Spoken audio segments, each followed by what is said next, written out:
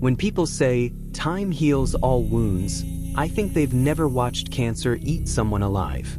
My mom spent the last 2 years of her life in and out of hospitals, her body shrinking as tubes and machines took over what she couldn't do anymore. I was 14 when she died, and even though I knew it was coming, it still felt like the floor was ripped out from under me. Dad was shattered. For months, he'd sit at the kitchen table long after I'd gone to bed, staring at the spot where she used to sit. I could hear him cry sometimes, muffled like he didn't want me to know. I didn't tell him I cried too. So when he started dating again, I didn't protest. I thought maybe if someone could make him laugh again, maybe we could both breathe a little easier. That's how Jenna entered our lives.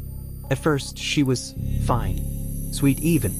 She'd bake on Sundays, ask me about school, try to be cool in that slightly awkward way adults sometimes do. I didn't hate her. I wanted to give her a chance, if only because Dad seemed lighter with her around. But then little things started to happen. She borrowed my shampoo, my hoodie, even styled her hair the way I did.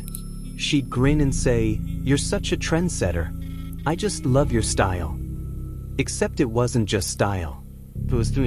She'd mimic the way I laughed, the way I leaned against the counter when I talked to Dad.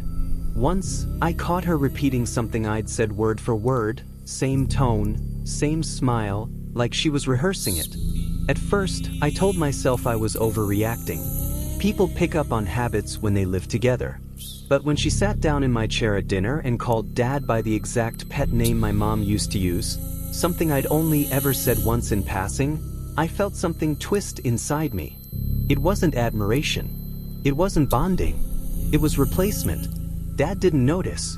Or maybe he didn't want to. Photos of Mom began disappearing, one by one. The wedding picture moved to the garage. Mom and me at the beach? Gone. Even her favorite vase, the one on the mantle, found its way into a closet. When I asked about it, Jenna would tilt her head and coo, "Those old things just make your dad sad. Don't you want him to be happy?" Her little acts of helping escalated. She'd cook my favorite meals, but always made sure to call them hers. She insisted on calling Dad by the nicknames Mom had used, and even copied Mom's tone when telling jokes. Each time, Dad laughed, oblivious. One afternoon, I found her wearing Mom's old silk scarf, smiling at herself in the mirror. It was too much. I screamed, "Why are you doing this?" She turned, mock innocence on her face. "Doing what, sweetheart?" "Everything. You're copying her, copying me. It's not normal. You're trying to replace her." Her calm, deliberate response was chilling. "I don't know what you're imagining. Maybe you're seeing jealousy where there isn't any. Don't push your dad away by being dramatic."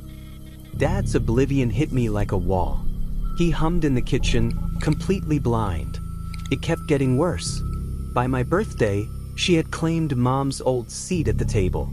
She wore the red dress I'd picked out weeks in advance and even leaned in to blow out the candles before I could. Dad laughed and clapped, completely unaware.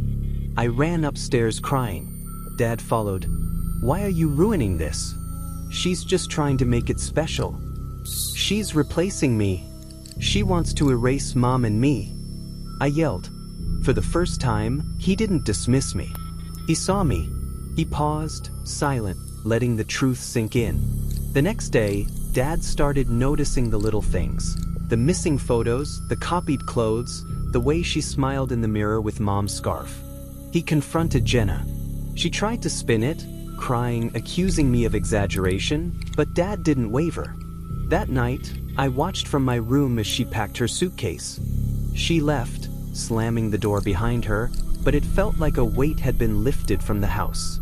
Dad found me later, sitting quietly in my room. He held my hand tightly. "No one replaces you," he whispered. "Ever." I finally felt safe. Mom's memory stayed alive, not erased, not rewritten, but cherished. For the first time in years, our home felt like a real family again. I mattered first.